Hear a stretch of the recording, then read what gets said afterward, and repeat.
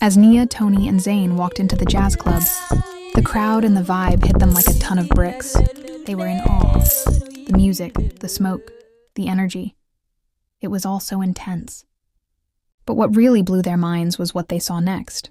Grandma Dido was up on stage, owning it like a boss. She had the mic in hand, belting out a bluesy tune with the power of a pro. Her voice was amazing, a mix of strong and soulful, thanks to all those years singing in the church choir. But it wasn't just her voice that had everyone hooked. It was her pure, unfiltered joy. Her eyes were sparkling, her smile infectious, and her hips moving like she was half her age. "Wait, is that Grandma Dido?" Nia whispered, barely able to believe her eyes. Tony was speechless, nodding in agreement as he watched Nia's grandma take the stage. He had never seen this side of her before, so lively and full of spirit. It was like watching a whole new person. Zane, always paying attention to the little things, noticed all the details around them. Grandpa Arthur looking proud. The Ashwoods trying to dance but failing miserably. The Roosevelts debating TikTok dances with the bartender. And at the center of it all was Grandma Dido, running the show with the charm of a seasoned pro. "I think," Zane chuckled, "we've stumbled into a whole new universe." So picture this. Nia was just about to say hi to her grandma, when all of a sudden, Dido stops singing and looks around like she's in a soap opera. "Oh my goodness," she shouts, scanning the crowd like she's on a mission. "Guess who's here? It's my grandkids." And they brought backup. Then, with a twinkle in her eye, Dido pulls a wild move. Instead of using the stairs like a normal person, she straight up jumps off the stage. The whole crowd gasps, and Nia's like, "What the heck?" Tony lets out a yelp, and poor Zane gets a grandma dropped on him out of nowhere. Dido lands on Zane's foot with a loud crack. Ouch!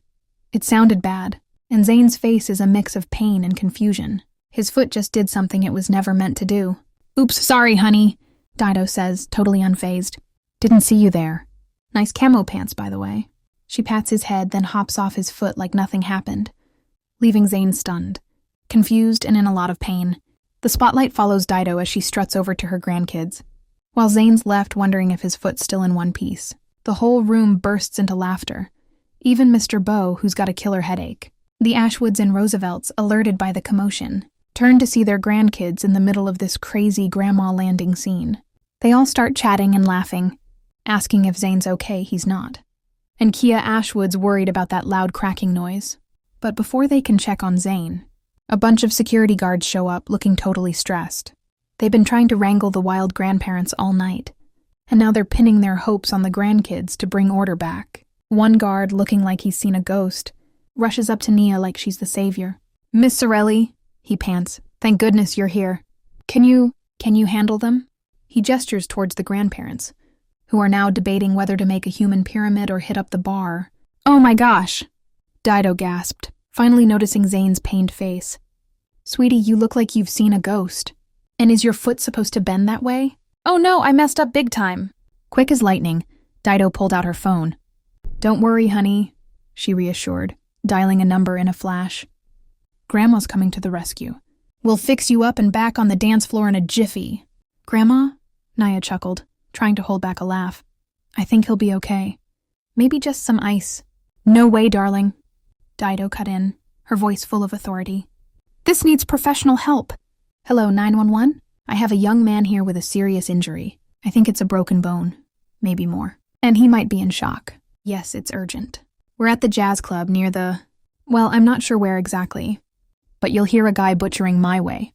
And someone trying to teach the bartender a TikTok dance. You can't miss it." Tony, who had been holding back laughter, couldn't contain himself any longer. He burst out laughing, doubled over, tears rolling down his cheeks. "Oh man," he gasped, "this is gold. Zane taken out by a grandma, and now you're getting a helicopter ride to the hospital. Because she thinks you're on death's door." Zane, in pain, shot Tony a glare. "This isn't funny," he muttered. "It's serious." "Come on, lighten up," Dido said, giving Zane a playful pat on the back. "A little excitement never hurt anyone. Plus, you get to ride in an ambulance with flashing lights. It's like a VIP experience." Nia, torn between worry for Zane and finding the situation ridiculous, shook her head. This night was definitely getting interesting, and she had a feeling it was only going to get crazier.